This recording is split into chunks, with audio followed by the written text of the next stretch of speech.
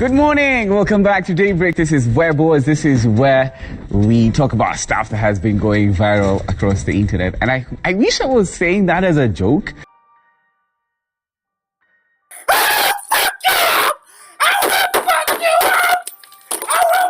On a night in Mombasa, the 14th of October 2025, news flashed across Kenya. Kimani Mbugua, once a rising star on Kenya's biggest TV screens, had died. He was only 29. The vibrant voice of broken news, the youthful traffic updates anchor, the media hopeful whose dreams echoed in radios and TV studios, silenced. He passed away at the Mombasa Women Empowerment Mental Rescue Center, a facility meant to heal. His death wasn't sudden in the sense of surprise if you had followed his public struggle. It was predictable to those who saw the signs. There were outbursts, desperate pleas, delusions, and cries for help mixed with fragments of innocence and genius. But even so, nothing prepares a nation for knowing someone so full of promise, so visible, would end this way. Hello and welcome to Dark Our Dogs, where we uncover the darkest crimes, the unanswered questions, and the shadows that refuse to fade. Tonight, we peel back the layers, the personal story of Kimani's rise, the brutal episodes that shattered him, and the final moments that ended it all. His journey did not end with triumph, but with tragedy. This is Kimani's unvarnished journey.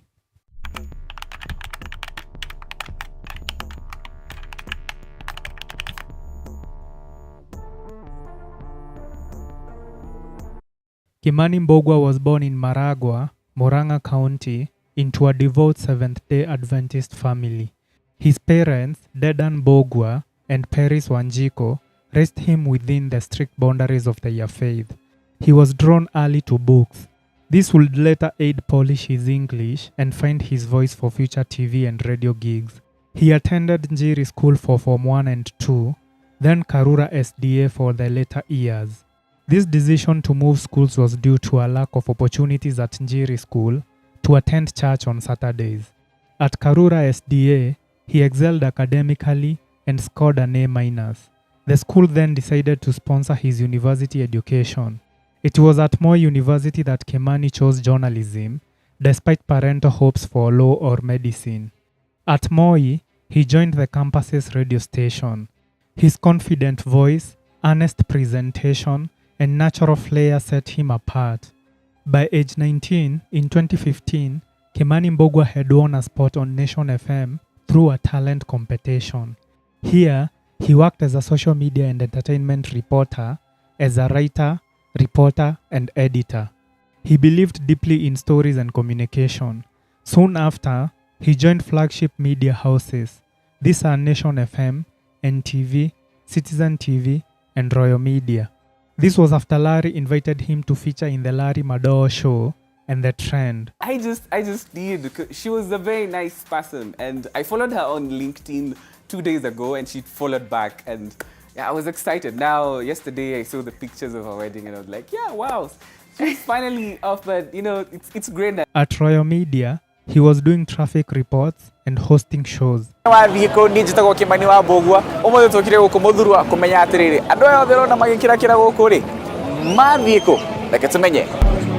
He even worked two stations sometimes simultaneously, pushing forward as though nothing could stop him. Ken, can you show us the sky right now? Yeah, that is what color is that? That's not a color. What do you mean that's not a color? There are now. He would later resign at Citizen TV and hosted his own show at kenya.co.ke called Speed Feed. This is Fit Minute. Interesting stories today in about 60 seconds. So, thieves broke into a church in Mombasa and made away with electronics and other equipment. And the guy who once broke in... People saw in him a trajectory like many other greats, as he was sharp, promising, and young. He was beloved by viewers and respected by peers. But behind the well-lit studios and the crowds, shadows stirred. Pressure was building. Expectation, fame, and young success all came with a cost. And all this began at the university, where he recalled lacking strong financial support. His parents' ability to provide waned, His own funds were insufficient and he was not eligible for student loans. This is because he had joined the university too young, below the age of 18. This is where he first experienced severe depression. At times, he felt alone and overburdened. He even contemplated taking his own life. He even wrote his own eulogy and posted it on Facebook.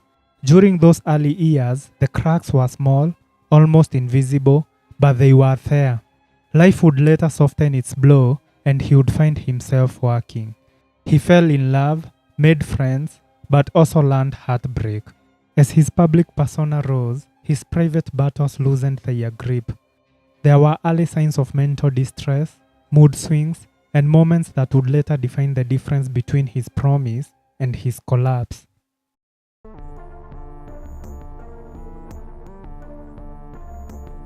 His depression resurfaced when he began working, and this time it was severe.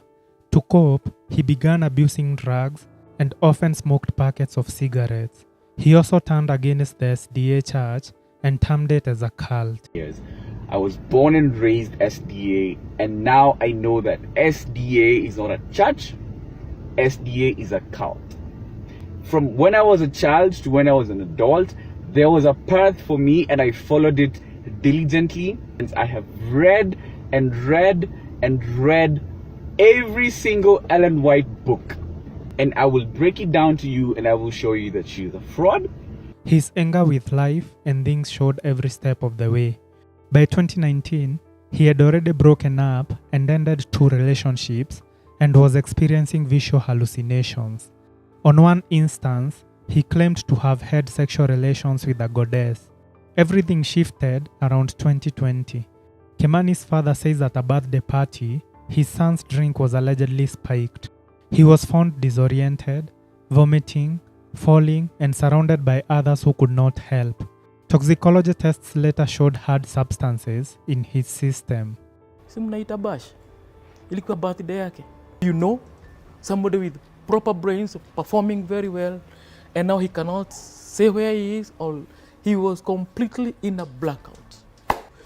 And these 4 days, so I had to follow up to know what was happening in those 4 days. The sister came on board, akachukua simu yake, akaipitia, akaona siku na zile tunachukuanga picha za sherehe. Yeah. So akaona pale anaanguka, anatapika, kuna wasichana wanampiga, anatapika, anaambia maneno king of world. Sasa that was not just a bad night, it was a critical ignition point.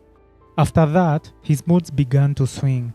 Light became dark and clarity dissolved into upheaval. He started experiencing psychotic episodes and delusions of grandeur. He once claimed that Elon Musk was his business partner and Uhuru Kenyatta was his father.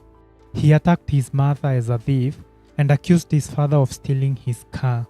These were more than headline-seeking outbursts. They were symptoms of disordered perception and shifting reality, a huge alarm. These signs linked to what people around him began to recognize as bipolar disorder. But many people don't understand the torture inside that happens in one's mind. It's a disease that doesn't just hit the body, it ravages thoughts, identity, and everything familiar. He even spent time in his room, staying 3 days alone without food or water. He lost track of who he was. The glorious promise of a media career began to fade. He even cheated in his first relationship and had a breakup in the second, described as the worst ever.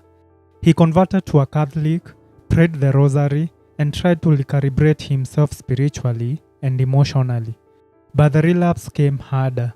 Substance use worsened matters. Smoking cigarettes and experimenting with weed catalyzed his manic episodes and made them worse. Every time he used, his mind tethered further. Hallucinations and delusions not only terrified him, they isolated him.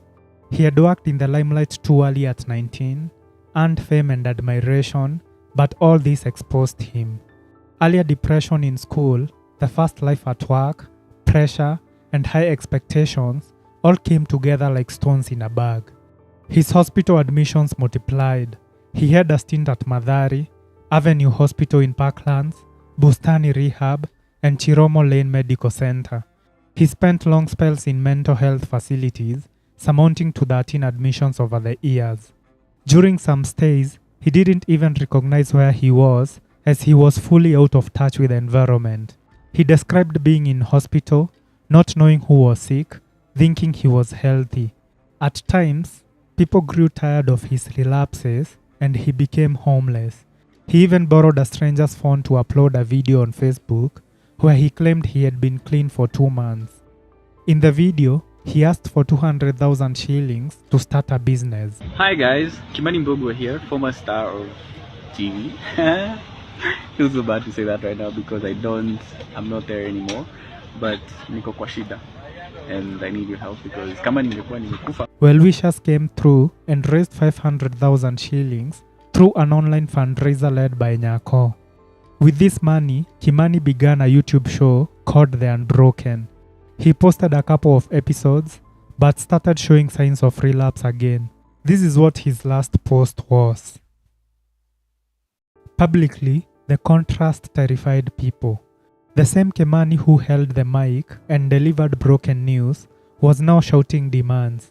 He asked people to pay old debts and claimed that he had weapons to protect his money.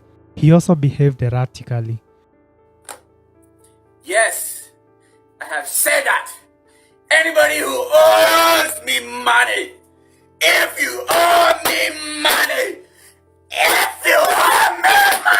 A man once loved by many was now feared by some and pitied by others. People responded with both mockery and sympathy. Some believed he was looking for attention, while others recognized serious mental illness. Support came from well-wishers, with the most notable one from Mike Sonko. Sonko paid all his medical bills and moved him to the Mombasa Women Empowerment Mental Rescue Center. Kimani's journey with his illness is neither linear nor clean. It's messy, painful, and a testament to how complex mental health really is. In the final chapter of his life, Kimani Mbugua was still admitted to the Mombasa Women Empowerment Mental Rescue Center. This was a place he had come to with hope, one more attempt at stability and healing. Former Nairobi Governor Mike Sonko, who had been supporting his treatment, confirmed his death. This occurred in the night of October 14, 2025, while in the center. Kimani took his own life, as confirmed by his father. Also, there was a suicide note found in his room. It was brief, almost haunting in its simplicity. It read, "Daddy, I'm tired of this." Those 6 words carried the weight of exhaustion, despair, and surrender. It was a heartbreaking echo of a man who had fought too long against an invisible storm. Leading up to his death, his condition had been fragile.